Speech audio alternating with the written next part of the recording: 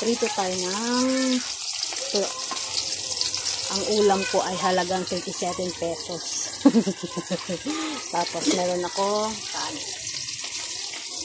lenwood. Yan ang mga ulam na masasarap.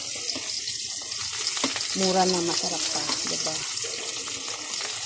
So, naglilinis ako kaya medyo hindi muna ako mag-gala-gala today's video. Dito muna ako. Magiging muna ako. Ulirang asawa muna ako sa panahon na ito. Yan lang naman. Siyempre, magsasamahin tayo. Yung pinagprituhan natin ng itlog, yun yung pag-aanuhan natin ng pagsasangagan natin. Kasi nga, para malasa.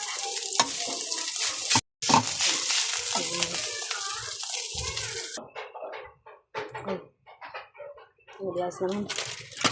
Anyway, ito yung aking tuyo. Ang aking sinangag. Ayun. Parang masarap. Oh, malapit na.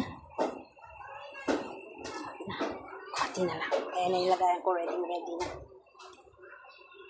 Ayan na. Okay na yan. Yan ang aking food. So, may kape, tuyo, noodles. Yes. Okay tayo.